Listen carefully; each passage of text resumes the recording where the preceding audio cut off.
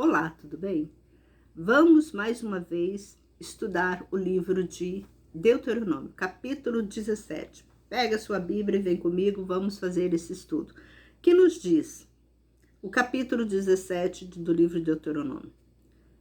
Não sacrifiques ao Senhor teu Deus boi, ovelhas, em que haja defeito ou qualquer imperfeição, porque isso é coisa detestável ao Senhor teu Deus. O que Deus está falando aqui? Não é aqui está falando boi e ovelhas. Por que boi e ovelhas que Deus está falando aqui? É porque naquela época os cristãos, o povo, como eles estavam saindo de Israel, o que eles tinham, eles não tinham moeda, né? Como nós temos. Eles tinham muito ovelhas, muito bois. Então, eles levavam até o sacerdote para imolar, né, para a remissão do pecado deles. E Deus, ele proibiu, né, que eles levassem algum animal com defeito. Deus queria aquele animal perfeito. Hoje, vamos trazer esta palavra para os dias atuais. O que Deus quer? Deus não quer que você leve até o altar, na presença dele, uma oferta defeituosa, uma oferta que você não trabalhou, uma oferta de suborno, uma oferta de adultério, uma oferta de roubo, uma oferta de que você matou um homem e você recebeu uma grana preta, e uma oferta de algo impuro que você realizou, e você vai lá diante de Deus e oferta. Deus não quer isso. E nem também aquele tipo de oferta. Digamos, o dízimo é 10%, aí você pega, né, 6% para você dar de dízimo para a igreja. Você está dando o quê? Uma oferta, um dízimo defeituoso. Então, é melhor não dar. Se você for dar diante de Deus, apresentar diante de Deus o dízimo defeituoso, esse é o dízimo defeituoso, esta é a oferta defeituosa. Eu fico assim, boba de ver quando a gente vai nas igrejas, né, que quando passa a oferta, ou a pessoa leva a oferta lá na frente, no altar, né, quando eles recolhem, ou quando as pessoas levam lá diante, na frente do altar, pessoas com moedinhas ofertando. Vai lá, pega procura na carteira a menor nota para levar para a casa de Deus, para Deus, apresentar diante de Deus. Aí eu falo assim, o que dá com abundância, recebe com abundância, né? Aí a pessoa vai e dá aquela oferta, né? Aquele R$1, R$2, leva lá, coloca lá, ainda acha que eu dei oferta, ainda senta, né?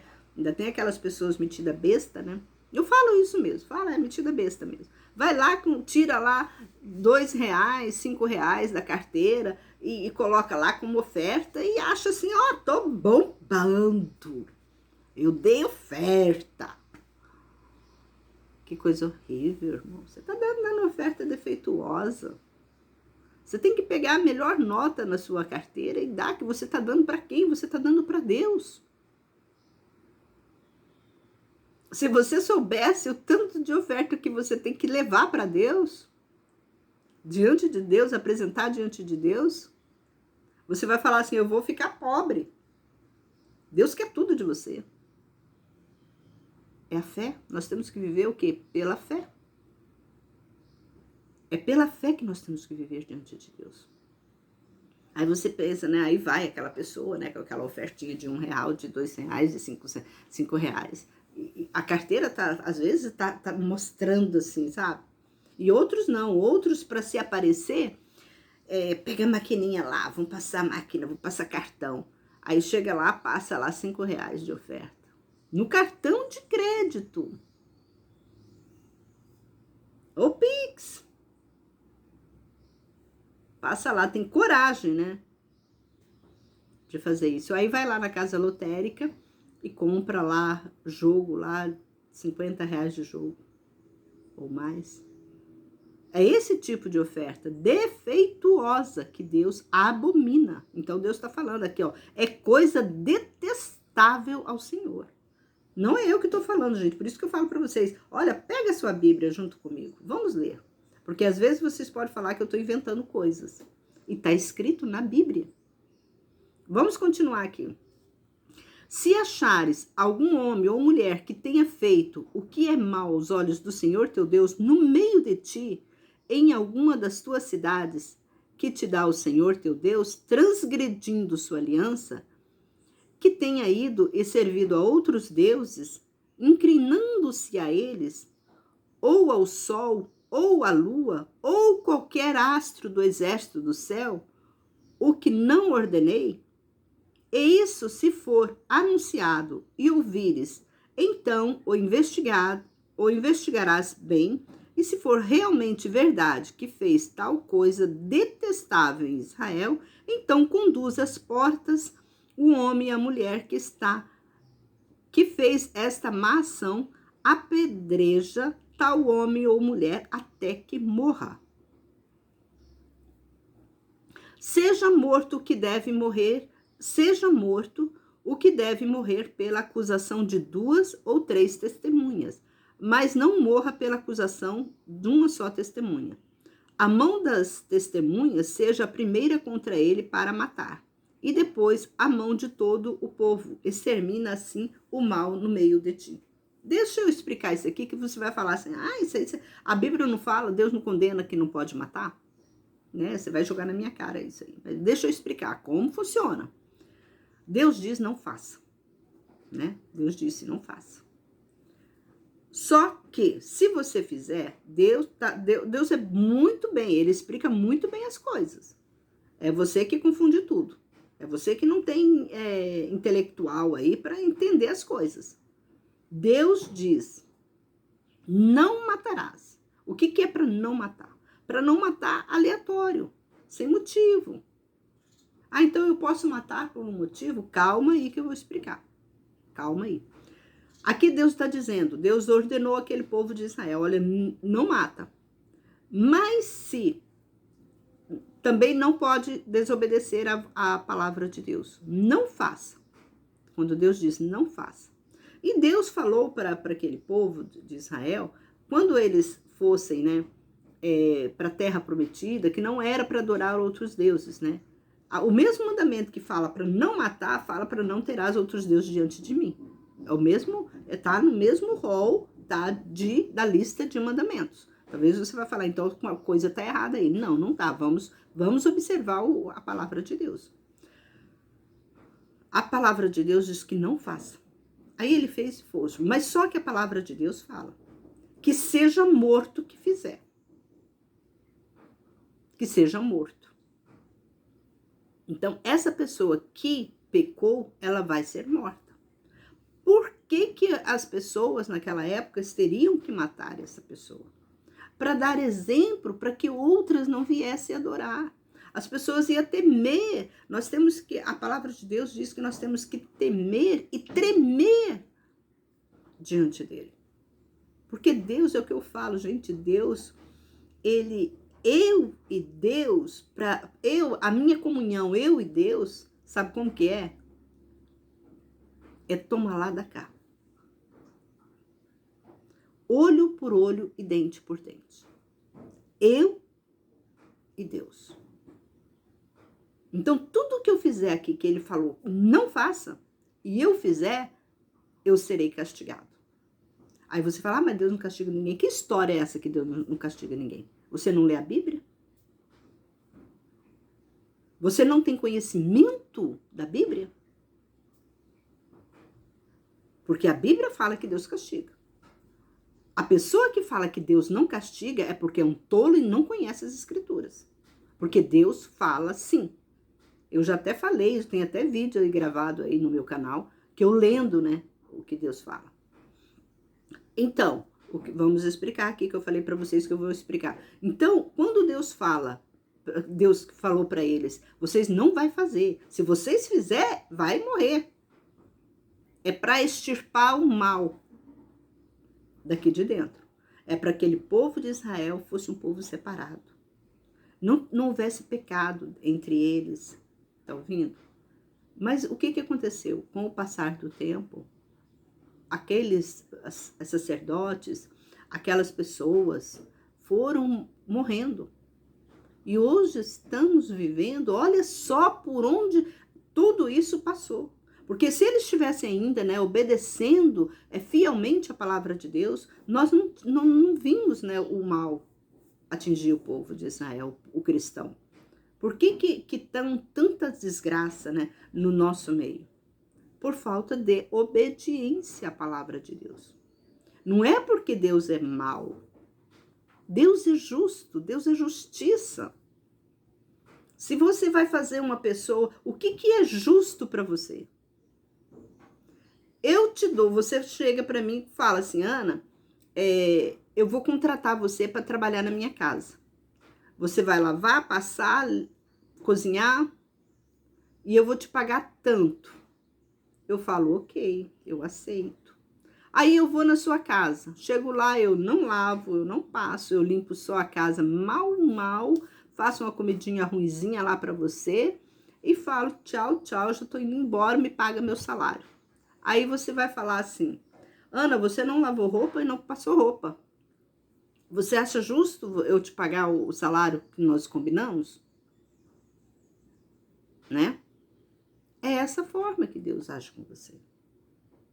Deus, ele faz o que eu falei no vídeo passado, se você assistiu, Deus está fazendo, quando ele fez quando ele tirou o povo de Israel do Egito, ele fez uma aliança. E essa aliança, ela está até hoje. Ela é válida, sim, ela é válida. Aí você fala assim, não é válida, porque Jesus veio. Não, ela é válida, que até o próprio Jesus, ele disse, eu não vim revogar lei, mas eu vim cumprir. E ele fala também, Jesus fala assim, que quem vai nos julgar é Moisés.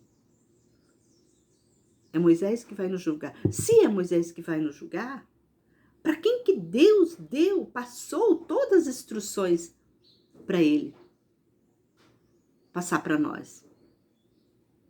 É para Moisés.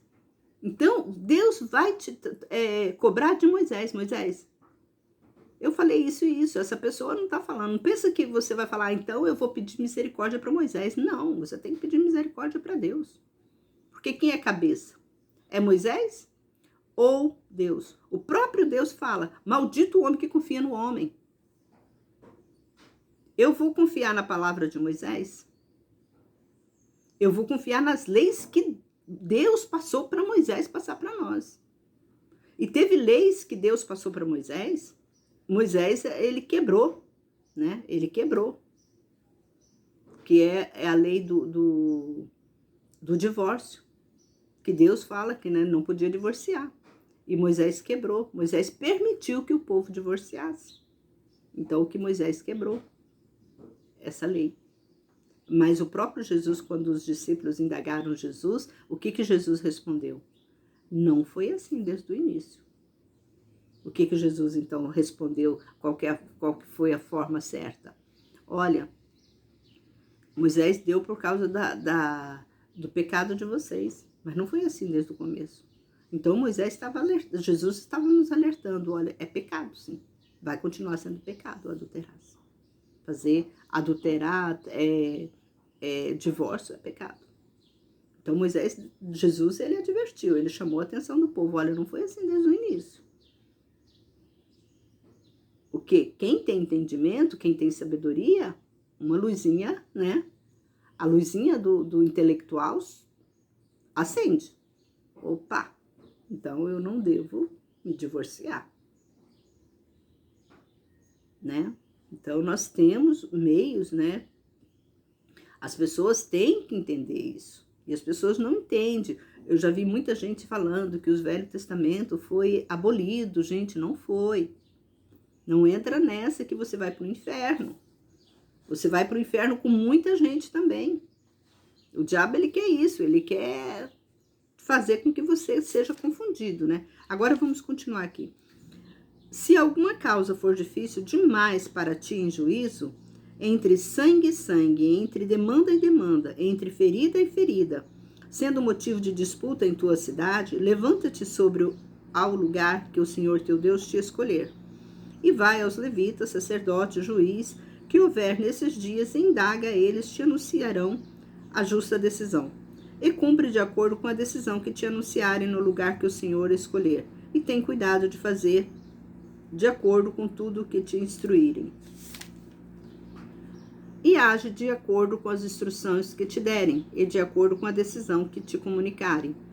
Do que te disserem, não te desvie, nem para a direita e nem para a esquerda. Quem agir com arrogância e não obedecer ao sacerdote, que está ali para servir ao Senhor teu Deus, nem ao juízo, esse homem deve morrer, e exterminarás o mal de Israel.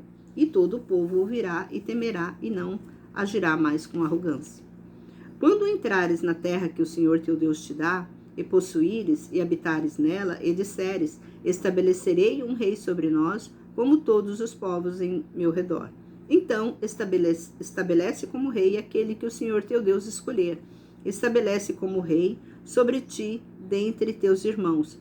Não podes estabelecer um estranho sobre ti, que não é de teus irmãos, mas ele não multiplique cavalos para si, nem faça voltar o povo para o Egito, para multiplicar cavalos, pois o Senhor vos disse, não volteis mais por este caminho, e nem multiplique mulheres para si, para que o teu coração não se desvie, nem multipliques muito para si a prata e o ouro.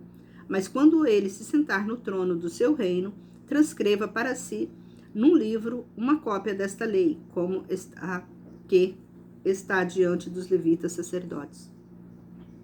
Olha só, eles pedem, nós podemos, então, nós podemos levantar um rei sobre nós para comandar nós? Sim, vocês podem. Mas esse rei não é para ficar milionário. Você leu aqui. Não é para eles darem tudo para o rei. O rei ia governar aquele povo. Não era para o rei ficar milionário. E nem voltar com o povo de volta lá para o Egito. Você está entendendo? Como que era para ser um rei? O que o dever do rei? O dever do rei não era para enriquecer. Infelizmente, nós não estamos, vivendo nessa época que hoje quem é rico é rei. Mas tudo o contrário, né? O diabo ele faz de tudo para tampar os olhos da multidão, né? Para a multidão ficar cega, né? Como nós tivemos, né? O rei Salomão. O rei Salomão não obedeceu a palavra de Deus. O que ele fez? Tudo que não era para ele fazer, ele fez. Que era, ele não podia ficar rico, ele ficou. Ele não podia arranjar tantas mulheres, ele arrumou. Ele não poderia governar a cidade com arrogância, ele governou. Então, tudo que não era para ele fazer, ele fez. Porque ele descumpriu toda a palavra de Deus. Ele descumpriu. E levou o povo, a esse pecado. Foi por isso que Salomão não foi um homem. Ele foi um homem que Deus deu muita sabedoria para ele, deu inteligência, deu um reino para ele, tudo. Mas só que ele não obedeceu. Deus tirou tudo dele. Deus tirou tudo dele, de Salomão. Ele não teve felicidades. Tanto que ele pega, depois ele escreve, livros de provérbios, dizendo, que tudo é vaidade. Na velhice dele, ele escreve esse livro. Aí ele começa a observar, tanto que ele dá conselho para que tudo que existe é vaidade. Então, ele passou por tudo isso.